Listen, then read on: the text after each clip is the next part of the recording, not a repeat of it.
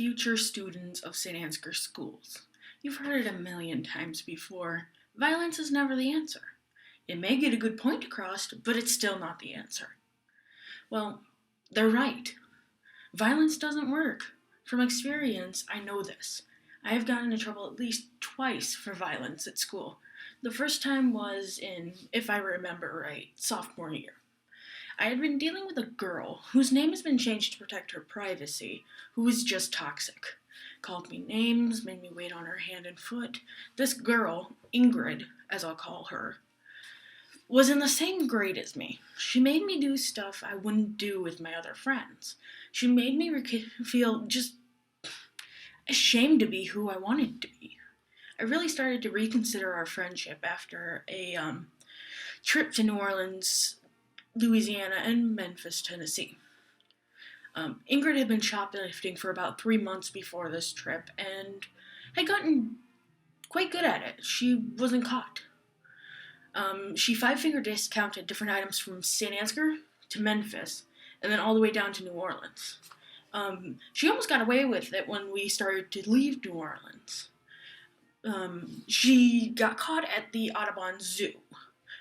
I say we because she was putting things in my purse when I thought she was getting a drink.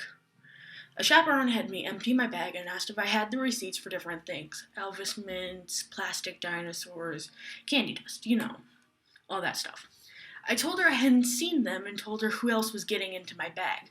When we got back to town, we both went into the school to be questioned by Ms. Gray, the superintendent. I think she was the superintendent at that time. I'm not for sure. Don't quote me on this. I almost had to go to the alternative school in Northwood with Ingrid due to this little incident. After that trip in freshman year, it was freshman year.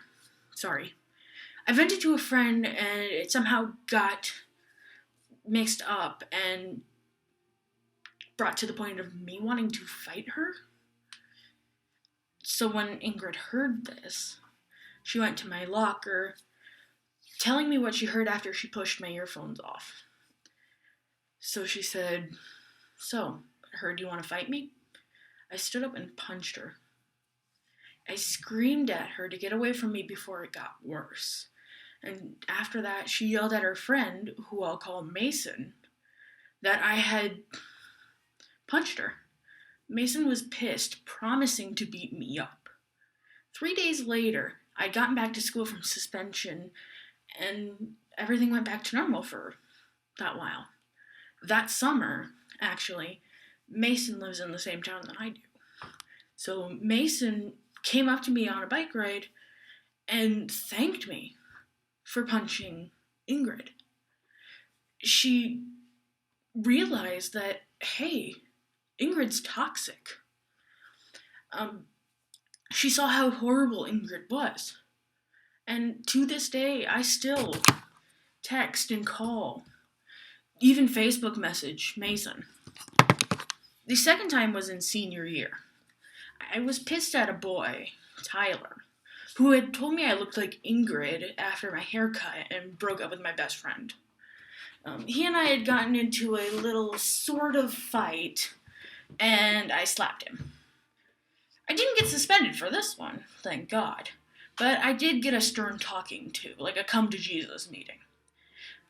Although now Tyler and I are on good terms through a series of weird apology texts.